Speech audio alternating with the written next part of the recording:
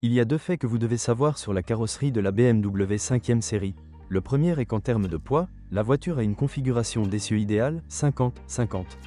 Et pour y parvenir, les ingénieurs ont dû réaliser la partie avant en aluminium, longeron, coupelle, jambes de force, etc.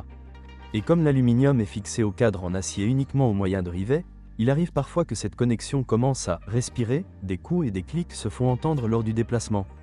Si la voiture a été heurtée à l'avant de la carrosserie et que les éléments de puissance ont été endommagés, aucun service de garage ne sera en mesure de restaurer correctement la voiture.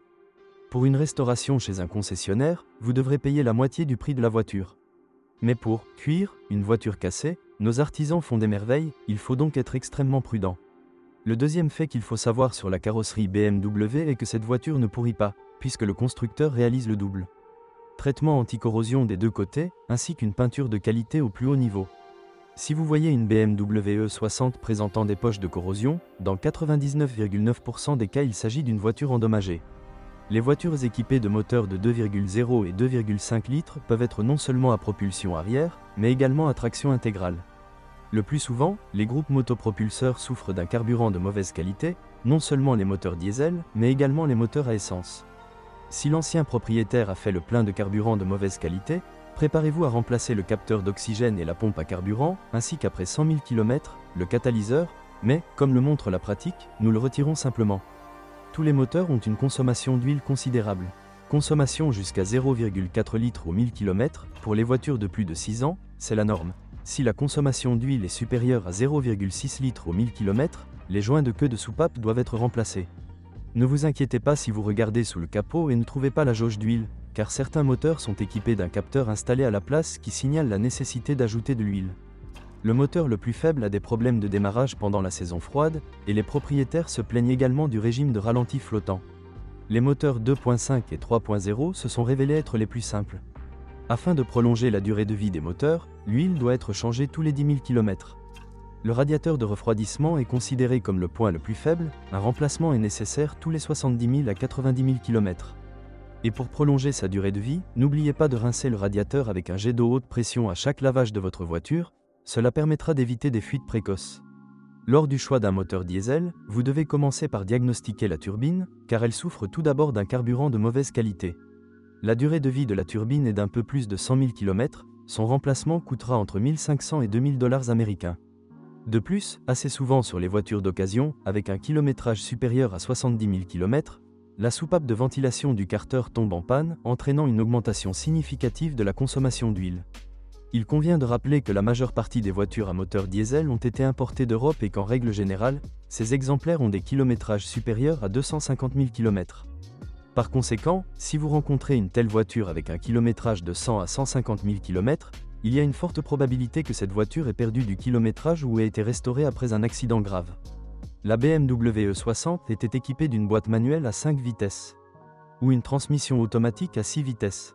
Si l'on parle de mécanique, alors cet ensemble ne présente aucun défaut, mais la transmission automatique peut présenter une surprise sous la forme d'une panne logicielle, qui provoque de nombreux dysfonctionnements, chocs, à coups lors du passage de la première à la deuxième vitesse. Cette maladie est traitée en flashant ou en effaçant l'erreur dans le logiciel. Il n'y a aucune raison de refuser les versions à transmission intégrale, les dysfonctionnements de l'embrayage électromagnétique sont très rares. Il existe une opinion selon laquelle il ne faut pas s'attendre à une quelconque fiabilité de la suspension BMW E60, car elle est en aluminium et s'effrite constamment. En fait, le problème est d'une autre nature. Cette voiture est achetée par des jeunes insuffisamment riches avec un style de conduite agressif, qui font rarement attention à la qualité de la chaussée, au nid de poule, au dos d'âne, etc. En conséquence, la suspension doit être reconstruite après 50 000 km, et comme les pièces de rechange d'origine ne sont pas bon marché, beaucoup tentent d'économiser de l'argent et d'acheter des pièces fabriquées en Chine ou à Taïwan, qui ont une courte durée de vie. La crémaillère de direction est très faible, et peut trembler après un kilométrage de 60 à 80 000 km. Si le support tremble, cela ne signifie pas qu'il doit être changé immédiatement, car il parcourra au moins 30 à 50 000 km supplémentaires et vous aurez le temps de collecter la quantité requise pour le remplacement, 1000 à 1200 CU. Cela n'a aucun sens de réparer le support, car cela suffira pour 20 à 40 000 km, cela coûtera 150 à 200 $ américains. La qualité des matériaux et de l'assemblage de l'intérieur de la BMW E60 est au plus haut niveau. Les propriétaires prudents de voitures avec un kilométrage de 100 à 150 000 km ont des intérieurs qui semblent neufs. Mais la présence d'un grand nombre d'électroniques provoque de nombreux moments désagréables. Le principal est eDrive, un système permettant de contrôler la plupart des fonctions auxiliaires, mais c'est précisément à cause de ce système intelligent que la réputation de fiabilité de cette voiture en souffre grandement. La défaillance d'au moins un capteur entraîne souvent une défaillance de l'ensemble du système. Dans la plupart des cas, les problèmes sont résolus en flashant l'unité de commande principale. Un tel service coûtera environ 50 à 100 $ américains. Il est recommandé de reflasher l'unité principale une fois par an, le remplacement de l'unité coûte 1500 $ américains. De nombreux propriétaires qualifient les problèmes électroniques d'invisibles, car très souvent ils sont résolus en redémarrant simplement la voiture. Si vous êtes propriétaire de ce modèle de voiture, veuillez décrire les problèmes que vous avez rencontrés lors de l'utilisation de la voiture. Peut-être que votre avis aidera les lecteurs de notre site lors du choix d'une voiture. Bonjour les amis, vous cherchez une voiture d'occasion? Vous devez prêter attention au site web carm.pro. Carm.pro est grand catalogue de voitures, moteurs, boîtes de vitesse. Et le meilleur, c'est que vous pouvez trouver des informations sur les pannes de n'importe quelle pièce. Complètement gratuit. Allez sur le site web carm.pro et découvrez tous les éventuels points faibles des voitures d'occasion.